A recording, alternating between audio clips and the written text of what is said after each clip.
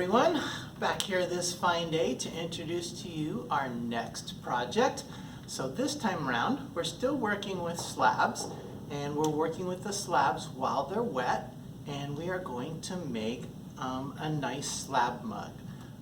So I've got a couple sample mugs here. We're going to basically take our slab and wrap the slab around a mold while the clay is still nice and moist and wet. Join it, then we'll put a bottom on it, and then we'll pull the mold out. And then later when it's leather hard, we'll be adding a handle. So I've got a couple different styles of handles here, a couple different mugs. Also have one that's a little bit larger in size. So to get started, you're going to make yourself a nice large slab, which I have here. So as before, I am going to move the camera so that you can get a better angle to see the entire process.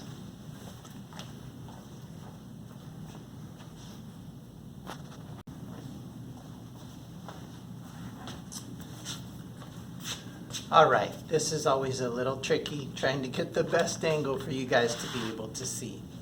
So I have pre-made a slab here. I've already flipped it, expanded it. I've used my rolling pin and my guides to get the clay the proper thickness. Now, I always make more clay or more slab than what I need so that I don't end up short and having to redo the entire process. So what we're looking to do in making this slab is try to get something that's a little longer and that's more narrow. What we're needing to do is make sure that our slab is long enough that we can wrap it around our mold.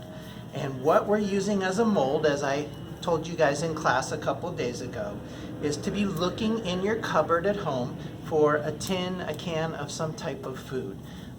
It can be whatever size you want it to be. It can be a narrow diameter or a wide diameter. It can be short, it can be tall. Basically, think about the size of mug that you want to make and find a can that is close to that size.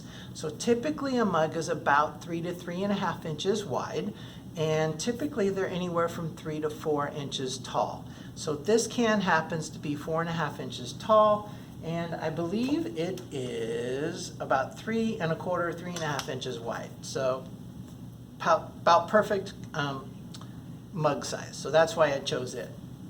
So the first thing you want to do is you want to take your slab and cut one side straight. I've already done that.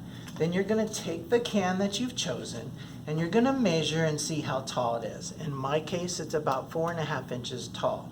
So when I go to make my slab, I'm going to take an inch away. I'm going to make it 3.5. I want to leave myself about an inch at the top of the can to be able to grab hold of to pull that out of the clay, because we're going to be wrapping clay around this, and we can't leave the can inside because as the clay dries and it shrinks, it will become more snug and tightly fit around the can to where we won't be able to get it out. That is the thought behind that. So I want to give myself enough room, enough at the top to grab hold of the can to be able to take it out. So what I did is I measured from my straight edge 3.5 inches across, made a mark at each end, and I went ahead and cut that strip. And then I used an edge of a book that was 90 degrees and I cut this square. So this is extra clay. I'm just going to throw it aside at this point. And what I'm going to do is go ahead and peel up the part of the slab that I want to use at this point. So I'm going to slide my slab over. Sorry for blocking the camera there. And I'm going to put this onto my board. So at this point, I want to look at my slab. I want to decide which I think is the best side of the slab. That's going to be the outer part of my mug. So I'm liking the other side better. So I'm going to flip this over. So I'm using this side as the inside. So at this point, I've got my strip of clay and I'm going to wrap it around the can here. However, the clay will stick to the can, so I have to do something to remedy that. So I'm going to use a mold, and what I like to use, or mold release I guess I should say, what I like to use is some newspaper. So what I'm going to do is lay out the newspaper. I like to take one full sheet, leave it folded in half, and then I just lay it out as flat as I can get it. I'm going to go ahead and line up the can with the newspaper edge, and I'm going to go ahead and wrap it around it carefully, trying to keep all the wrinkles out of it. Try to keep this edge straight with the bottom, okay?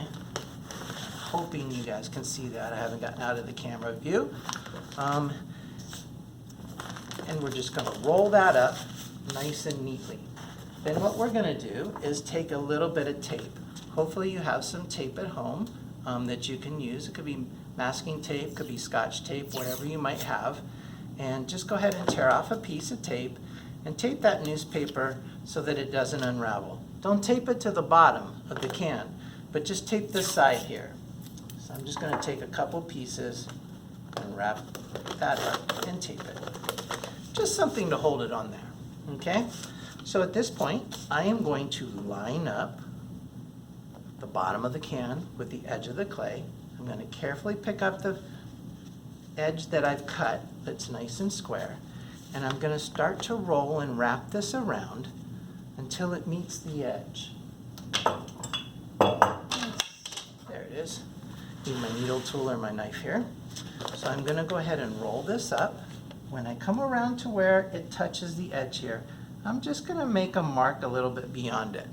I'm going to go ahead and unroll it slightly, take my ruler, and cut across this nice and square. Don't know if I'll need this piece, but I will save it just in case. So now at this point, I'm going to roll it the rest of the way, and then I'm going to stand it up, okay? I'm going to try and turn where you can see here. Now I've left myself a little bit of extra clay to wrap over the edge here. I'm going to trim that away here in a minute. So what I want to do is trim it so both edges here are flush against each other, okay? Because that's where we're going to join it. Now you may see in other videos, some people will say to cut that at a beveled edge or a 45-degree angle. If you have a cutter or a steady hand that can do that, by all means that might help your join here, but I'm just going to cut it straight because I don't have the steady hand and I don't have a special tool to cut a beveled edge. So what I do is I take my ruler and I stand it up, and I try to stand it up in line with the piece that's on the back side of this. In other words, the edge here. So I try to match that up. I try to hold my ruler nice and straight, and then that's where I choose to cut down the edge here. I peel away the extra piece, and then I try to get that to match up. So it looks like I need to trim just a little bit more off. So I'm going to hold my ruler here again, nice and steady, just ever so slightly taking away some of the clay until I can get those two pieces to meet nice and flush against each other. Okay, that's pretty close there, so I'm going to work with that. So at this point, I want to go ahead and open this up, and what I'm going to do is cross-hatch this inside edge on both pieces. So, or should I say, both edges. And again, I tend to use a fork because it's 4 prongs versus 1 on a needle tool, and I can just do it a little bit quicker that way. Nothing wrong with using a needle tool or just a single point of a knife or a pencil. It just goes a little quicker if I use the fork. Okay, so then I'm going to take my slip, and again we want our slip to be kind of creamy like Greek yogurt. Okay, I know it sounds funny, but that's the consistency we want it. Stir it up well, paint plenty of slip on both pieces, both edges I should say. Use plenty. This is the glue that's kind of binding it together, so you don't want to skimp. Then we're going to go ahead and just press this together. Again, we do want it to fit fairly snugly. Not like crazy stretch tight, but we don't want to have any leeway or extra space in there either. We want it to be a fairly snug fit around our mold, in this case our can, so that we know we're getting a nice round shape. So I'm just going to work to clean that up a little bit. Continue to push it together. Make sure that's joining well.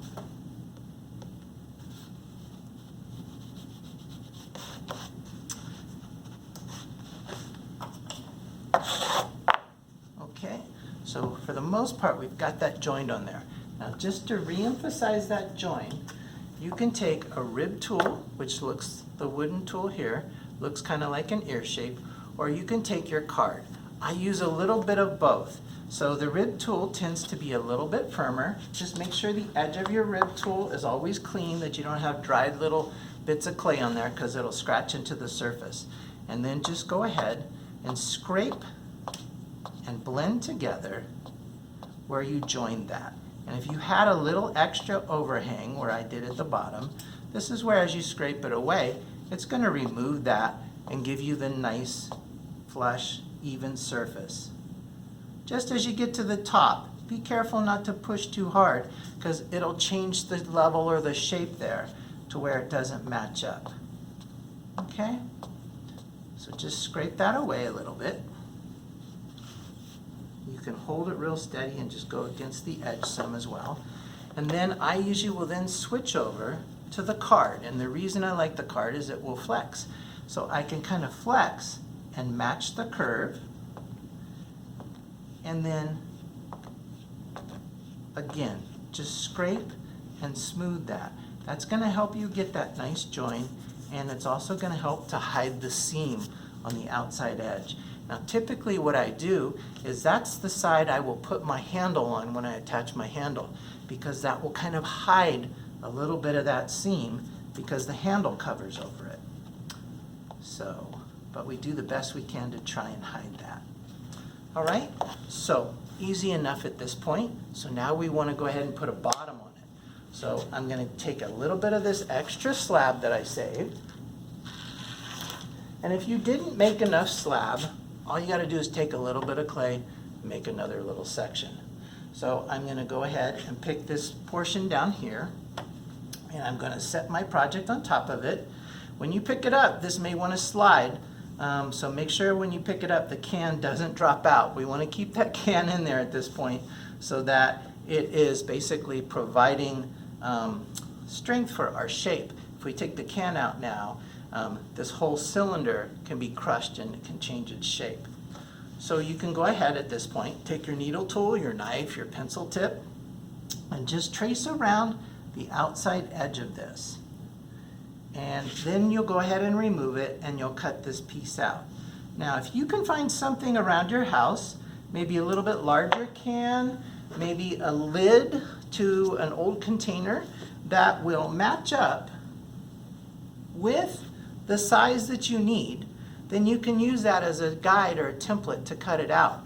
So I had found that this lid, after searching here in the classroom, was matched up with what I needed. Now, if I couldn't find anything to match up, I would just freehand cut this. But since this matches up so closely, I'm going to go ahead and use it as a guide. Might as well use what you have on hand.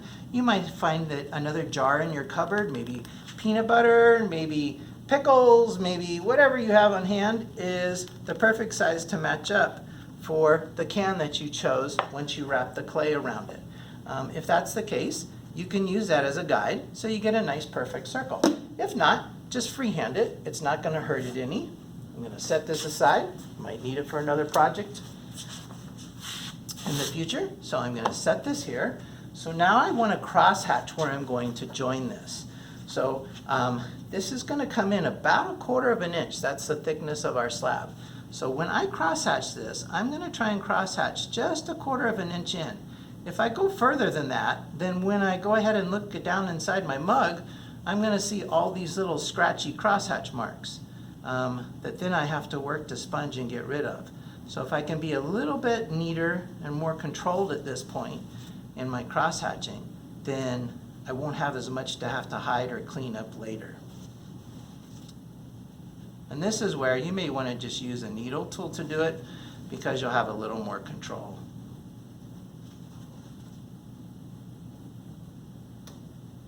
Okay, so got that there. So now what I want to do is carefully pick this up. Don't let the can drop out of it. And we want to crosshatch the bottom of this as well. It is sliding the can a little bit. There we go. So I'm going to go ahead and crosshatch the bottom edge here. This part doesn't matter so much. It's not going to be seen. I can be a little, I guess you might say sloppier or rougher with it. Just be careful as you hit the edges that it's not distorting the outside edge of your cylinder that you're creating to make your mug. And again, just etching into it, roughing up the clay, gives it something to kind of grab hold onto when it joins. Okay, so now we're going to take slip. We're going to paint plenty of slip. Again, cover all your crosshatch marks, put plenty on there. Let it ooze out the edges, at least, and even inside. At least then you know you're getting a really nice join. Okay, do the same thing on the bottom piece. Try to keep it from getting on the can a tremendous amount. If it gets a little bit, it shouldn't hurt it because we're going to try to remove this can fairly quickly. But if you were to put a lot on there and say, we'll get a phone call or something and walk away for a half hour, you may come back and your can is going to stick to the bottom and you may not be able to get the can out. So at this point, we're going to line this up and we're going to go ahead and put it on there. Now the nice thing of using plenty of slip at this point is it is slippery. You can slide and adjust this to line it up. So if you don't quite get it in the exact spot, then you have a little bit of leeway where you can work with it and slide it into the correct position so it lines up. Then just take your finger and I always smear this away and put it back in my container. No reason to waste good slip. And again, just line it up. If you wiggle this back and forth, it will eventually grab where you've crosshatched and slipped and kind of bite. And that's how you can get a good joint. I tend to go ahead at this point for this project is get it lined up and then just leave it there. And then I go ahead and just really try to press down as best I can to get it to join without squeezing the clay so much that I put a bunch of finger marks into it. Again, anytime we work with slabs while they're moist like this, we have to be careful so that, let me make sure this is going to come up off of here. We have to be careful so that we don't squeeze and put finger marks into our clay. Okay, so at this point, I would put this on a board or a surface that you can move it around on, whether it be a plate, whether it be a paper plate, a lid, whatever you might have on hand. So I'm going to grab this real quick. Just a wood board that we happen to have here at class. That way I won't have to pick this up and move this later. It's already on my board surface. The less I move it at this point, once I take the can out of it, the nicer it's going to stay in terms of the roundness and the shape of it. So now I'm going to go back to my rib tool again. And you can use the card, you could use a ruler if that's what you have, you can use the rib tool. And what we're going to do is where the bottom edge is here that we just joined, we're going to hold this very steady and we're just going to slightly drag it and smooth away. Actually, I'm going to try the ruler at this point because it's got more of a straight edge. Put it up flush against the outside edge of your project and then just go ahead and scrape away any overhanging excess clay from the bottom. And as long as you are holding, I'm trying to do this, hopefully you guys can see. Drag it along that outside edge and it'll take away that little bit of overhanging clay from the bottom. And that will go ahead and make it flush with the rest of the surface and smooth it all out. And we want to try and do this to hide the seam and to reinforce the joint.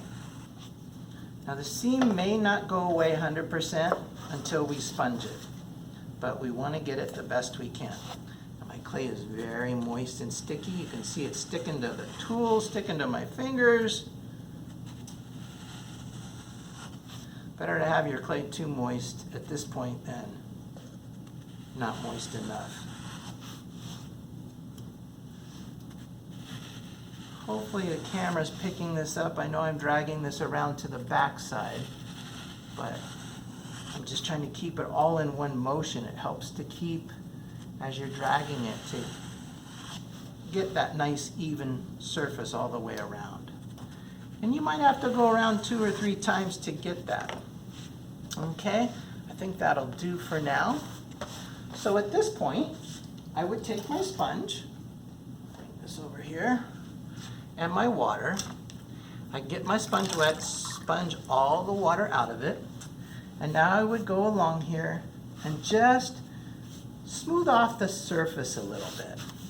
I can always do this later when it firms up, but I like to do it a little bit now as well. And if I need to, I'll go back later when it's a little bit firmer in terms of dryness. And I will go ahead and take the rib tool and scrape that bottom edge just a little bit more so that I can make sure I get rid of that seam and I can make it nice and flush. So at this point, now what we want to do is we want to get the can out of there. So what we're going to do is go back to where our newspaper is, peel down some of that tape if it's in your way, and we're going to go ahead and try and put our fingers here to protect against the rim so that we don't end up tearing this down into the rim. So put your finger as a guide and go ahead and unwrap or tear the newspaper, I should say, all the way around. Just watch carefully. Again, we don't want it to tear down below the level of the clay, but we want to get to where we can see the can and hopefully reach below the newspaper to grab the can. So at this point, we want to grab the edge of the can and give it a little wiggle. Now there's a little vacuum built up in there, suction so to speak. So as you do this, you're going to feel it want to resist. So try to hold it, but not squeeze it. If we squeeze it, we'll change the shape. So once you get it started, it usually will come out. And you can see there's some slip and so forth on the bottom here. The less of that slip, probably the better, the less chance of your project sticking to the can. So now I've got this cylinder of clay to be my mug, and it didn't take us that long to do. So we want to just keep this nice and steady on our board, and then we just want to go ahead and twist in and roll in that newspaper and take that newspaper out. Again, the longer you leave this in here, the more it's going to want to pick up moisture and stick to the walls of your pot. So if you want at this point, you can take some of this newspaper, you can scrunch it up into a ball. Don't stuff it, just scrunch it up into a ball and let it just kind of like sit in there and hang out loosely. That'll kind of give it a little bit of support, and the newspaper will pull some of the moisture from the clay as it sits in there so that it will help it to dry out. So we've got our cylinder of clay, okay? This is going to be our mug. So at this point, we want to let this get leather hard.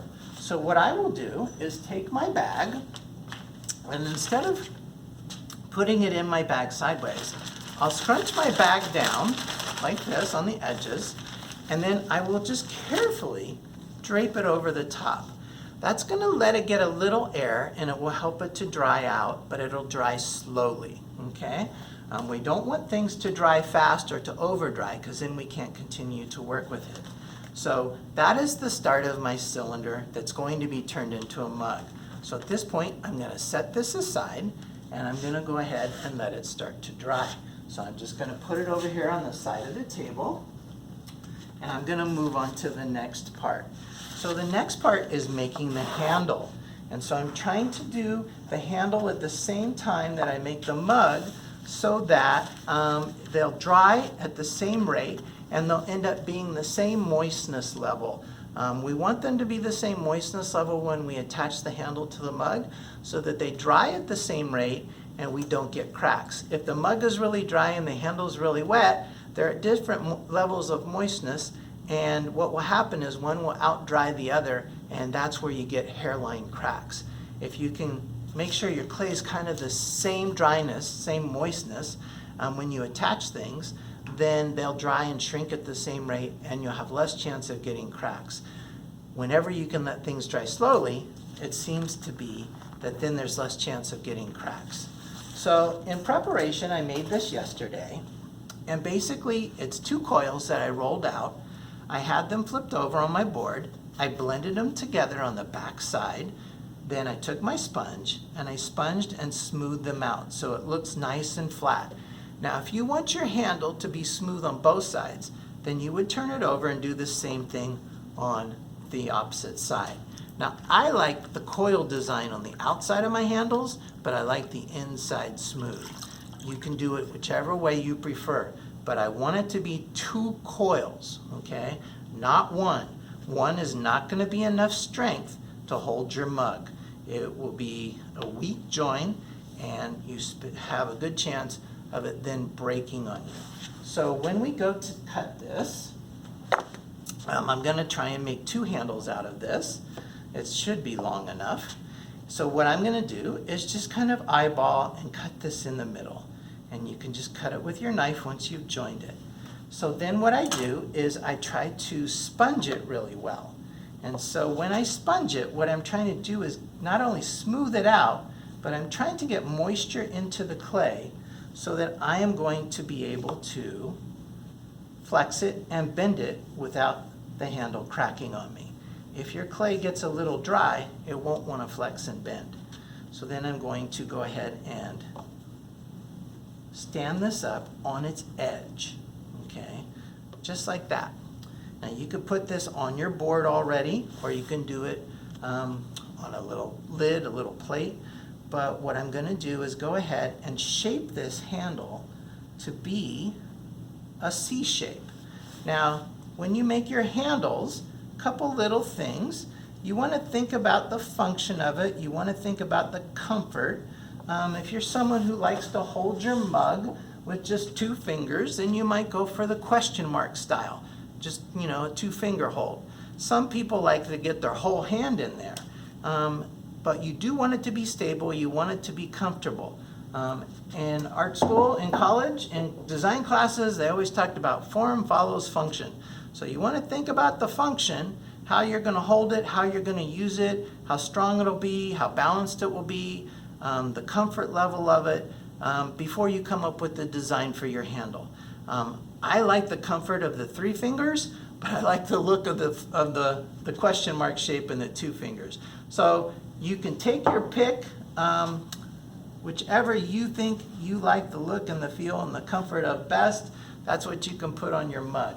But what you're wanting to do is basically, whatever size your mug is, line it up and see that it proportional wise, it looks appropriate for the size of your mug. So you don't want a handle that's enormous on a tiny little mug. You also don't want a tiny little handle on a big mug. So you want to think about what it's going to look well proportion wise to your project. So I'm going to go ahead and kind of make this one a C-shaped handle. And I'm just going to trim some of this clay. I'll just cut it straight down. I don't need all of this. And I'm going to line this up, trim a little bit more away, and shape it into the shape that I think will look good for my mug. And I like to leave a little bit of this edge here on both sides of the C, because it gives me a flat surface to join onto the mug to make it stronger. If I were to take it and just join it like this, that's not a very large surface, and it's not going to provide very good strength for the project or for the mug. If I can curve that down so it's a flatter, larger surface, that's going to give me a stronger joint, more surface to create strength. And that way, I have a better joint in terms of my project. So I'm just going to cut a little bit more down here so it looks more equal. And at this point, I'm going to set this aside and I'm going to let it get leather hard, just like I am the cylinder on the mug. So that's the first one there. The second one is the question mark shape. I'm going to do exactly the same thing. I'm going to sponge and get some moisture into the clay, and then I'm going to stand it on its edge And again, I'm gonna curve it into that question mark shape. And some people call it an ear shape. Ear shape, question mark shape, whatever your preference is. But we want this little tab or this little bit to hang down to give us, again, that flat surface area to give us a stronger join. And again, I'm just shaping it into a question mark. You got that flat surface area to give you a better join, and a flat surface area at the bottom to give you a better join. That's gonna make it stronger. So I'm gonna go ahead and just shape it here.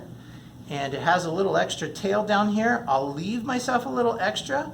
I can always trim some more of that away after I attach it, but I don't want to trim it so much that then I find I wish I would have left some of it there.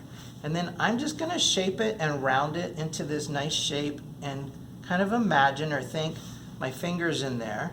And if that gives me enough space to get those fingers in there.